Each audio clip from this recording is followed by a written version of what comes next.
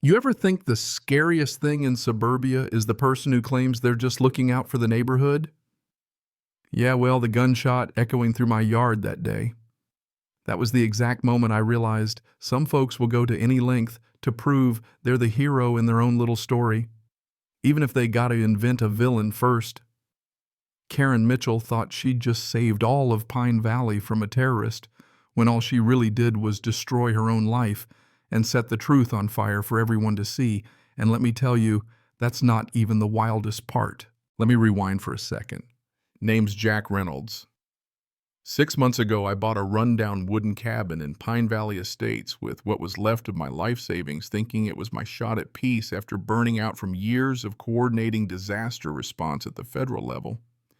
I figured a place where folks waved at each other but mostly minded their own business was exactly what I needed, a quiet spot to heal, tinker, and never hear the word emergency protocol again. But man, you know what they say about making plans and the universe laughing. I didn't factor in Karen, president of the HOA, self-appointed neighborhood watchdog, and maybe the only person in the valley who still irons her jeans. Karen would measure your grass with a ruler and call in violations if your mailbox so much as leaned a half degree.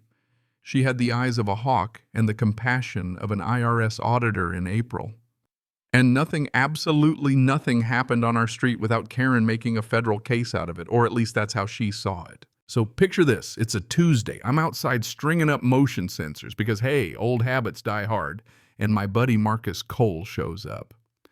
Marcus and I go back to my days in federal work, and let's just say he's the kind of friend you never ask too many questions about, mostly for your own good. He's a cybersecurity specialist, real genius, but lately he's been on edge. The guy's in witness protection, gearing up to testify against some dangerous folks. He needed a place off-grid to lay low, and my beat-up cabin was perfect, or so I thought. Marcus is unpacking some wild-looking tech gear and my yard stuff that'd spook any nosy neighbor. And of course, Karen's glued to her blinds watching like it's her personal soap opera.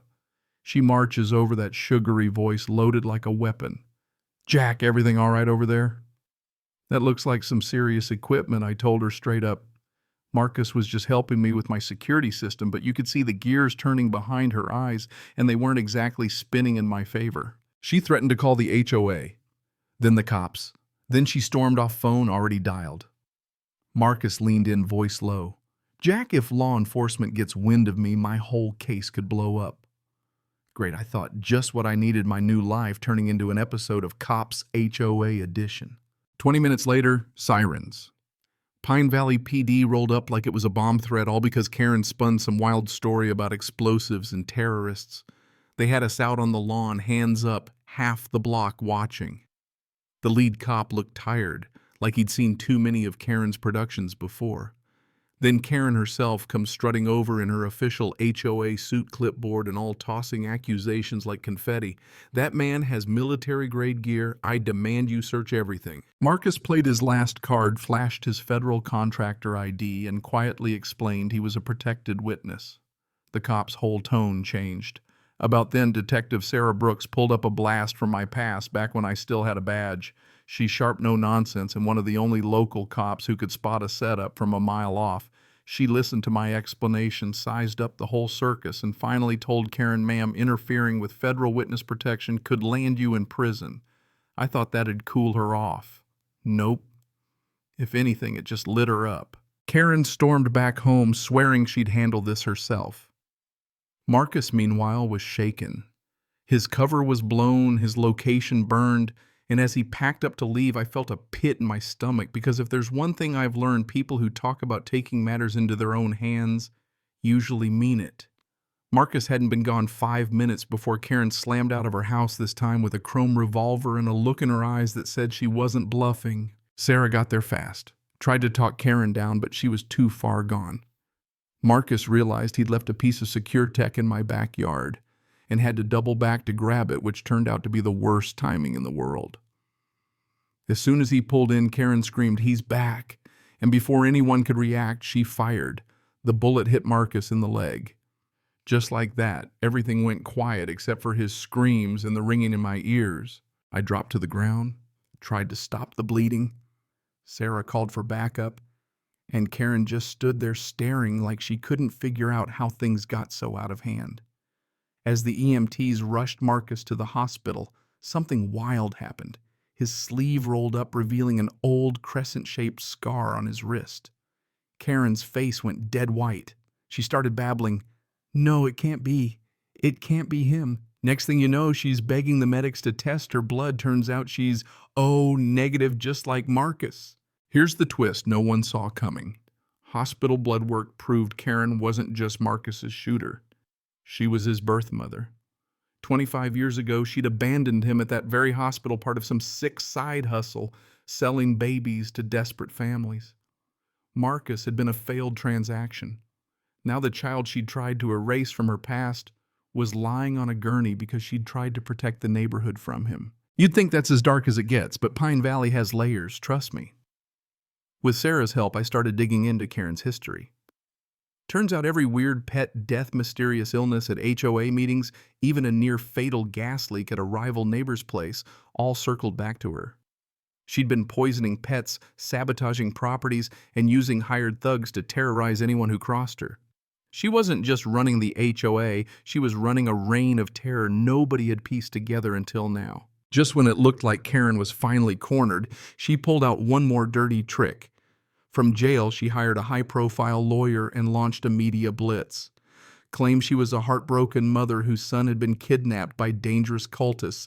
That'd be me, apparently. Social media went wild. Half the neighborhood started picketing for her release.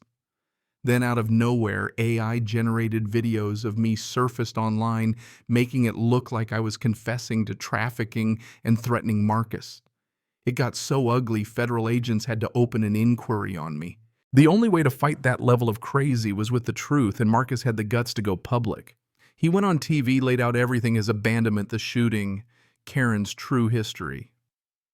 Meanwhile, an old doctor from Pine Valley Hospital came forward with paperwork that blew holes in Karen's sob story. Finally, the feds decided enough was enough.